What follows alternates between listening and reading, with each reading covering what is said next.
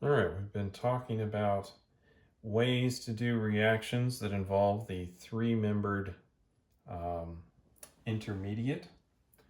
And now we'll talk about epoxide formation using peroxyacids. And let's just remember how we could make epoxides using um, halohydrins.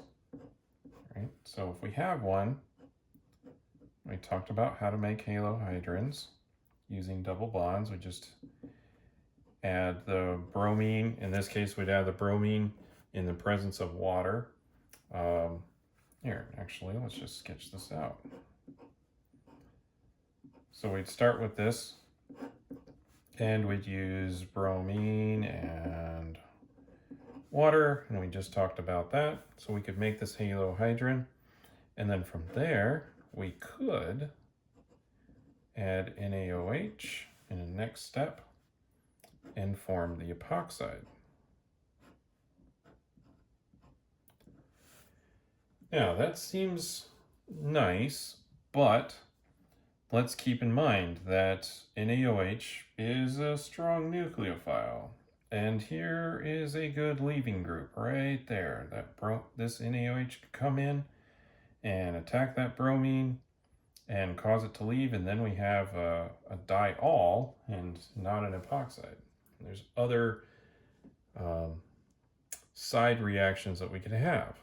Right? The other thing is halohydrins are not a common molecule to come across. So we'd have to make it and then do the epoxide formation.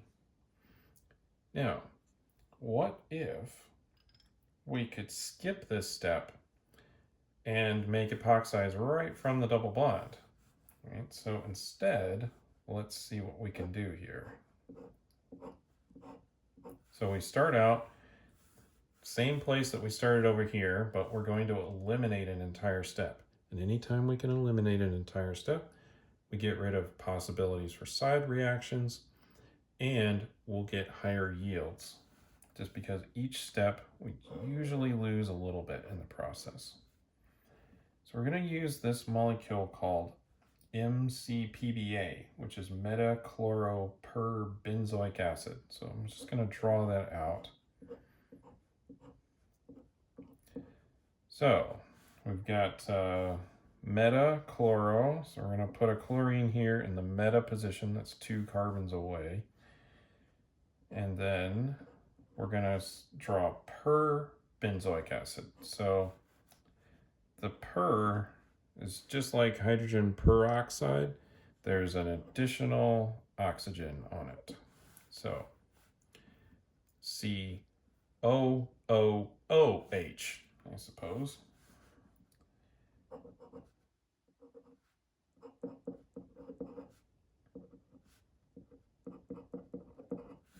Now, if we do this, we can make that same epoxide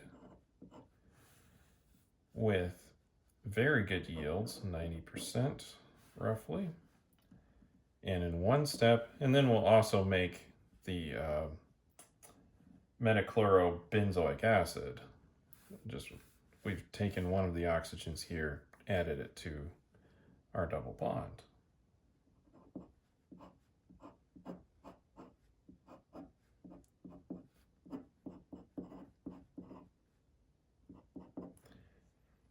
Now let's look at the mechanism, or realistically, it's just the transition state for this process.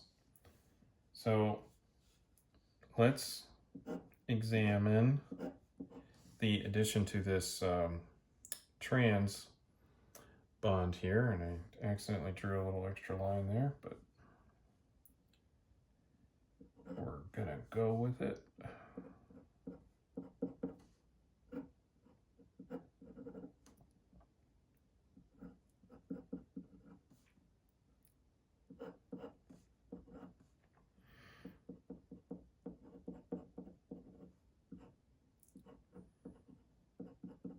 So here we've got this drawn kind of on its side here, and now I'm just going to draw the transition state here.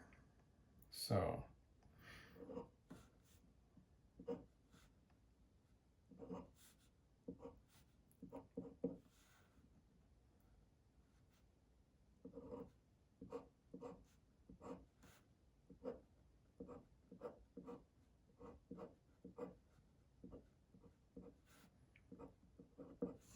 All right, so we've got this, and now this hydrogen will internally form a little bit of a hydrogen bond with the carbonyl oxygen.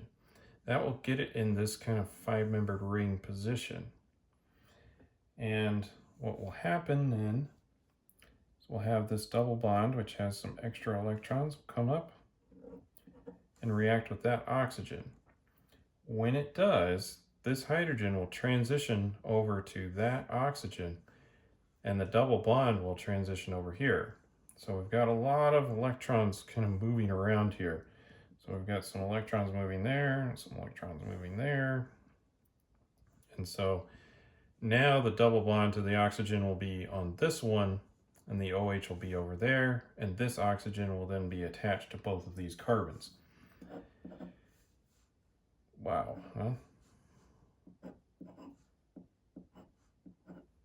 So now we've made that.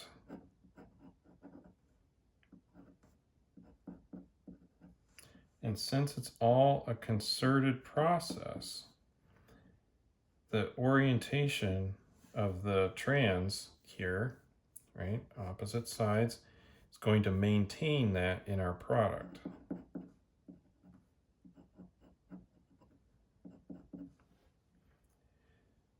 So, one of the great things about this is the MCPBA is a relatively mild oxidation reagent, and it forms good yields of epoxides. And then, as you know, we can use epoxides for other reactions later. It's also nice that it maintains some regioselectivity or stereochemistry during this process because of the concerted nature of the reaction.